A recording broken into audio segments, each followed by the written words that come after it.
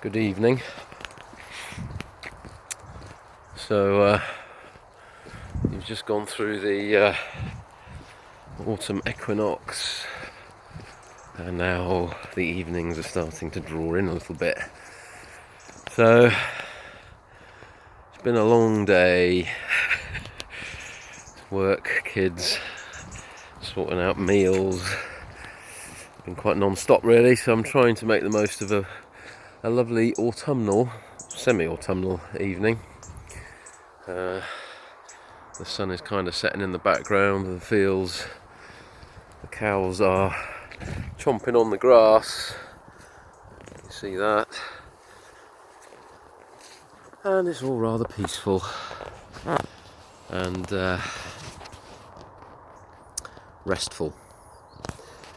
We had quite a busy weekend this weekend. We ran a workshop on Sunday, an equinox workshop, and I just thought I'd kind of come online and do a little video on a little section of the workshop, because I think it might resonate quite a lot with what's going on at the moment. Not only worldwide, but what's going on within each and every one of us on a daily basis as we navigate through all these changing energies around the world. It seems pretty interesting at the moment. I don't think a new day dawns without another element of bitching, moaning, fighting between governments and other people. Everyone kind of playing the Monopoly board in some kind of desperation. I kind of feel the energy of desperation happening at the moment. Everyone hunkering down, maintaining their, I suppose, boundaries, I suppose one way of looking at it, at a national level. Boundaries at a personal level. Division, prejudice, woke culture, all this kind of stuff that's going on, but I try not to pay too much attention to it really. I try to pay a little bit more attention to what's kind of going on inside of me as I see everything that's happening around me, and kind of try to tune in a bit more as to how I'm feeling and my thoughts about things, where perhaps I'm being triggered a little, where perhaps I'm focusing too much out there and not enough in here. Have I got that balance right? One eye out, one eye in. And yeah, we get drawn out occasionally a bit too much, and sometimes we get drawn in a bit too much. It's quite comfortable, isn't it, to kind of be inward and in your own little bubble. It's quite easy to withdraw and become a hermit. It's quite easy to go to a cave and meditate, or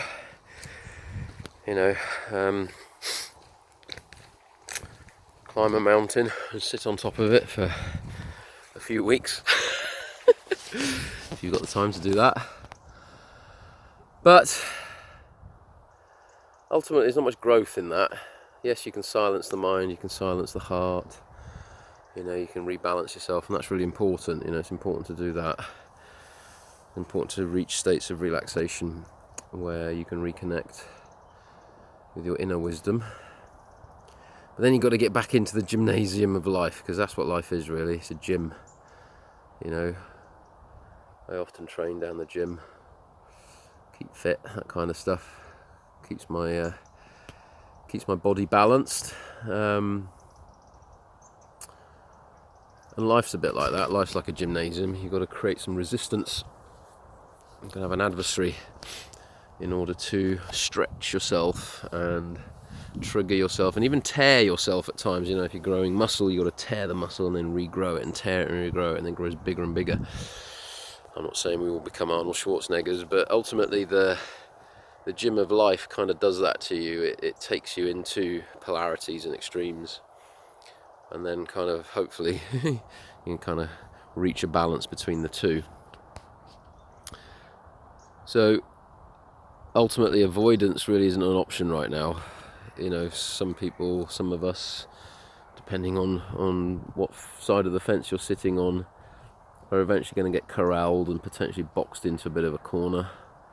So do you stand up and fight and try and control and go into fear, or do you relax and contemplate and maintain a peaceful serenity no matter what is going on around you, no matter what is going on in terms of the fear projections of potentially other people who want to impose their will and opinion over you.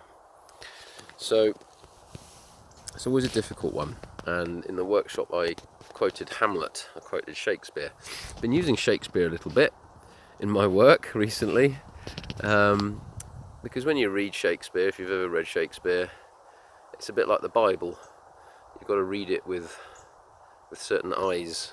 You've got to be able to see beyond the very complicated words within the soliloquies and try to get to the essence and the message and the esoteric depth of what William Shakespeare was trying to, I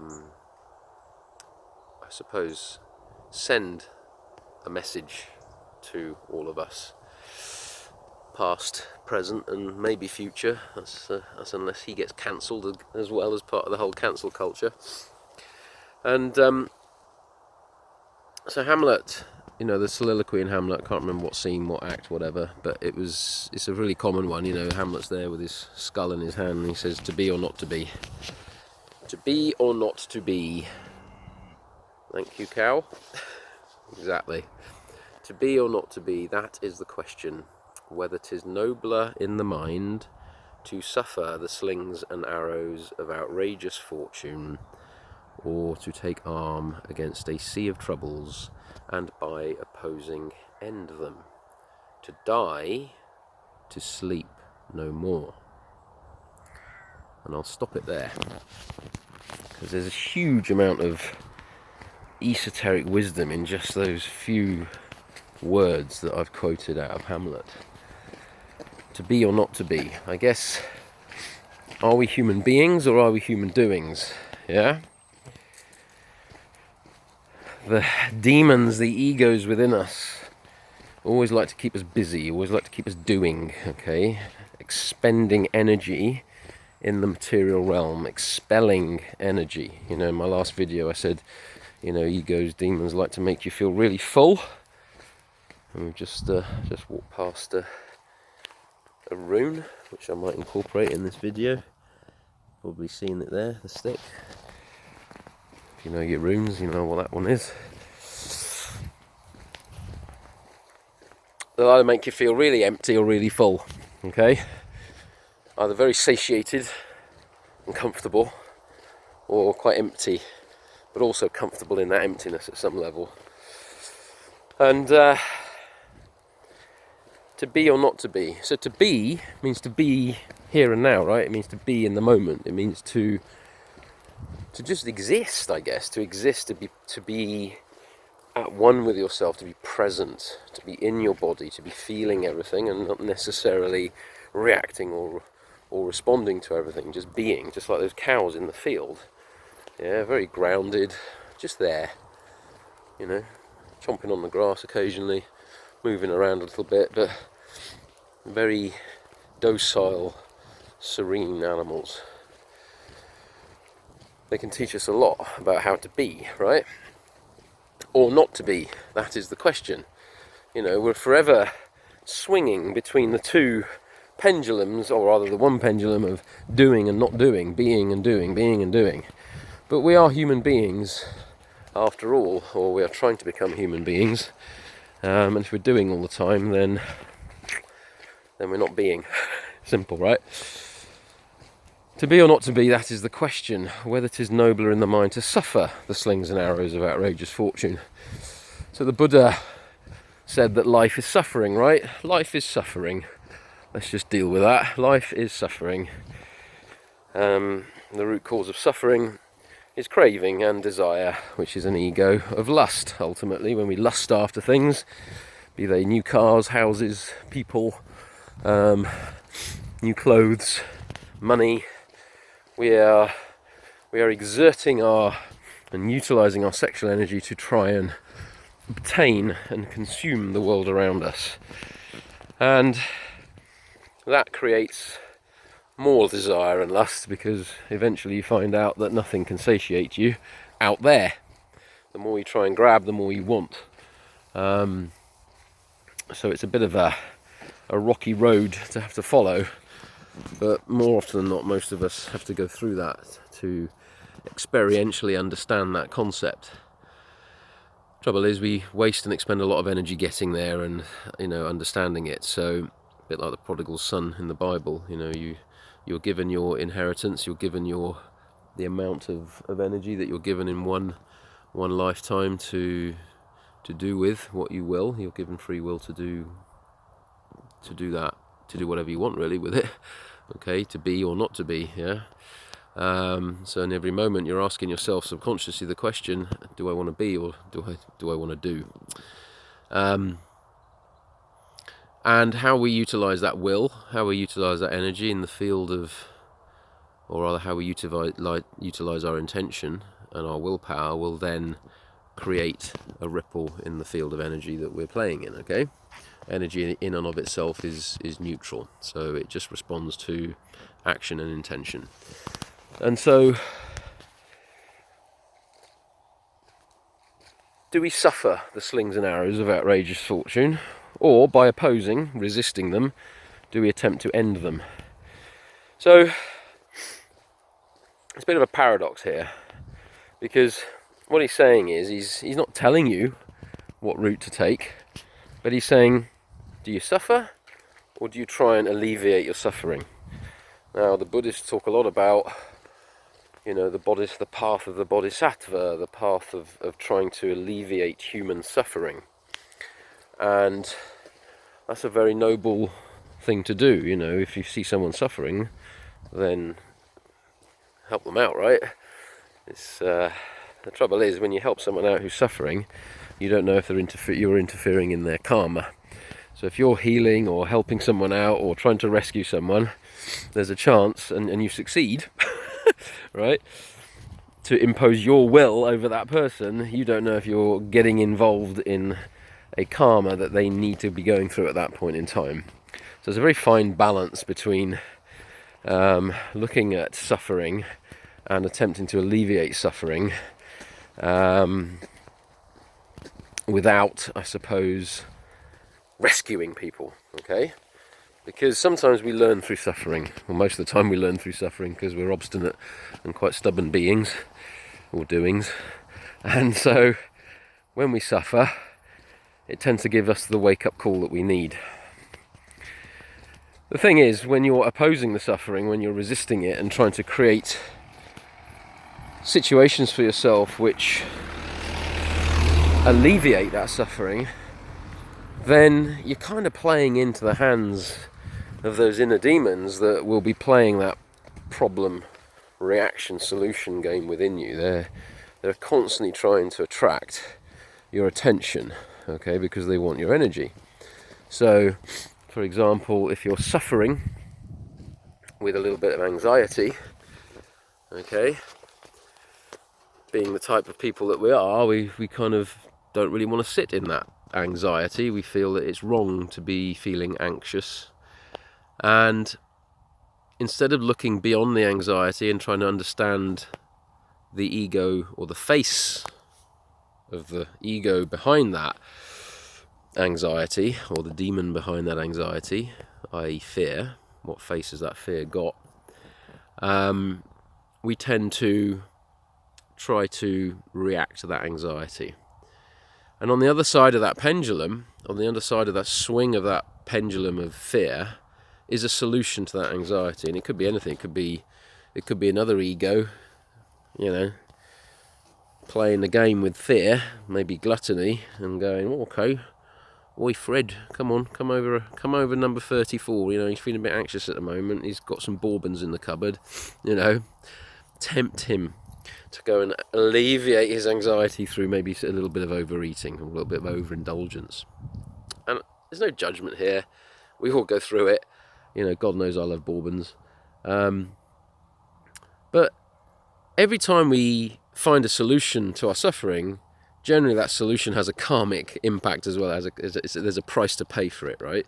whether you're taking anti-anxiety tablets, whether you're, whether you alleviate your anxiety, i.e. fear, by going to the gym, yeah, and training really hard to kind of run that energy off.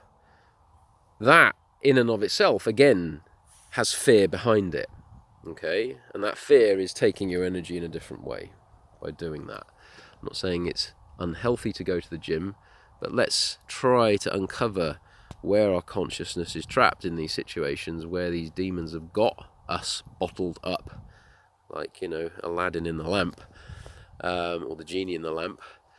We've got to be an Aladdin. We've got to try and understand where we're getting played, okay, between suffering the slings and arrows of outrageous fortune or taking arm against the sea of troubles and by opposing in them.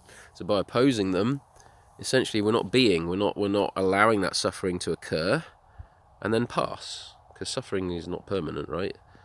Suffering comes and suffering goes. We get periods, we get it's a bit like a storm in the sea. The storm will come for a little while, you'll navigate your ship through it, you'll navigate the physical body through whatever storm you're experiencing, and then the storm passes, and your inner being kind of knows that. Your inner being, your inner light, knows that eventually the storm will pass. But if you identify too much with the I, with the captain of your ship, with saying that I am feeling anxious or I am fearful, then what you're doing is you're reinforcing that ego, that demon. You're identifying with it and therefore creating it. You're creating an idol. You're creating a false god, right? Thou shalt not worship idols. What that really means is don't worship anything that doesn't have an element of truth behind it, or objective truth, okay? So it doesn't necessarily mean you can't have a picture of Jesus Christ or a picture of the Buddha on your altar, because sometimes we need things in the outside world to remind us and to help us connect, all right? But typically, when we suffer the slings and arrows of outrageous fortune, we are allowing those energies to pass through us, and we can actually utilize those energies and try to transform them alchemically within us. There's always a lesson to be learnt through them, okay? But sometimes we get really possessed, all right? So there's going to be times in life where that fear demon has really got us under its grip, and the more we have fed it in the past, the stronger it is anyway. It's a master of deception. It's going to want your energy all the time, and the stronger it becomes, the easier it is to become possessed by it. Ultimately, to be possessed means that you allow, or your consciousness is so enmeshed in that empty shell, that ego of fear, let's use fear as an example, that you can't help but utilize your consciousness and your energy to manifest its agenda. Okay, so it's like an AI, it's a malware in your computer system. It has its own agenda, it wants to propagate and grow, but it can't do that unless it has your consciousness and energy trapped in it, okay, or rather, unless it can steal your consciousness and energy.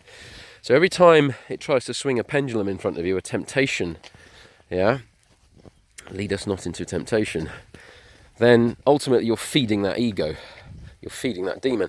It's like, if the anxiety comes, okay, and then you react to that anxiety, and immediately on the other side of that reaction is a solution, you know that those demons have got together within you and are playing you like a fiddle, all right?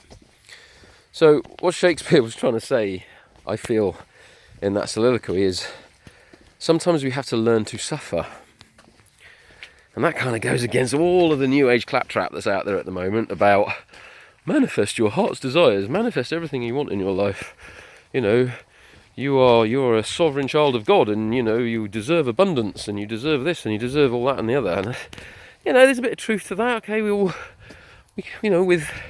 a little bit of cooperation and effort, everyone can have a good life on this planet, right? But there's a sense of entitlement to those teachings, I feel, that don't take into account the reality of nature and the severity of nature, the severity of the Divine Mother at times. So you're not really entitled to anything, ultimately. It's only through our own agreements that we create rights and whatnot, but if you're behaving completely animalistically, survival of the fittest, that's how it works, right? Natural physical evolution is all about survival of the fittest, the whole Darwinian model of evolution. But we'd like to think that we're a bit, not actually beyond that, but we have the potential to bring some reason, some divinity into our lives, some morality, and by doing that we can learn to suffer the slings and arrows of life somewhat more stoically, understanding that there's nothing permanent about it. What we do by ultimately maybe being more and just not trying to push away some of the suffering that ultimately has a very strong message behind it, is we grow through it. And we grow through it by observing ourselves whilst we're suffering, okay? So if we're suffering from the anxiety, rather than try to push it away and try and eat it away or gym it away or take a pill to make it go away, we can actually analyse it. We can have a little look at it. We can play with it. We can say, right, okay, so fear, my old friend, what are you trying to teach me today? What face have you kind of shape-shifted into today? Fear is a great chameleon. It can manifest all sorts of shapes and sizes and faces. Maybe that anxiety is something around control, right? So every time we try to control our external circumstances, we're coming from fear, and therefore we are trying to oppose, these slings and arrows. We're trying to oppose the forces of nature that exist and are part of the karmic ripples within this cosmos. So, to be or not to be, that is the question. Whether 'tis noble in the mind to suffer the slings and arrows of outrageous fortune, and by opposing end them, to die, to sleep no more. What does that mean? To die, to sleep no more. God, that doesn't make sense. Well, obviously if you die, you don't sleep anymore. But what he's really getting at in that part of the quote is, if you're being, right, and if you're suffering, and you're learning from your suffering, you're ultimately dying. You are undergoing a psychological death rather than a physical death. You are allowing yourself to become eroded somewhat. The egos aren't being fed because we're not opposing them. We're not feeding the pendulums. So if you're suffering, and you're suffering well, you're actually conserving your energy. You're conserving your energy and you're building your soul, okay? And you're utilizing and transforming and alchemizing those sexual energy forces within you, the Kundalini, the Divine Mother within you, the Holy Spirit, whatever you want to call it. You're conserving that energy and you're utilizing it to build your soul, to grow your soul, okay? Now, no one in their right mind at the mundane level of reality would probably agree with me. They think, okay, you're talking out of bollocks, Rich. Of course you want to alleviate suffering if you're suffering. We've got loads of stuff that can alleviate suffering for you. We've created an entire civilization and an entire global economy on stuff that alleviates your suffering and makes you feel better temporarily, only for the demons to come back and create the suffering again and again and keep you in that illusory loop that something out there is going to make you happy and going to alleviate all your problems. Therefore, you're plugged in to a matrix. You're plugged in to these pendulums which are continuously operating as long as you're feeding them. To be or not to be?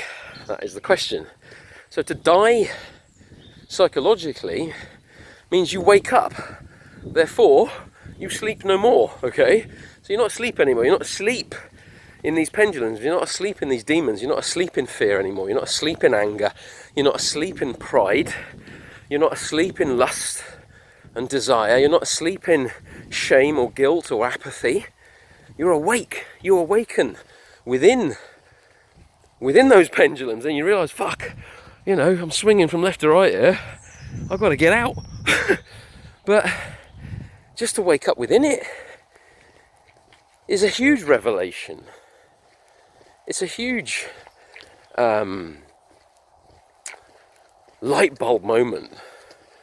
It also, for me certainly, because I've been dealing with lots of different fears through my life, it pisses you off. Pissed me off how much of my life I've spent trying to control my outer reality, thinking I was doing the right thing, right? Then realising nothing I do out there is ever going to make any fucking difference whatsoever, ultimately. It's not to say you don't behave in a way and take actions which are karmically positive and karmically balancing. That's you know, that goes without saying, but your attachment to those outcomes, your attachment to what happens externally to you is what creates more suffering, okay?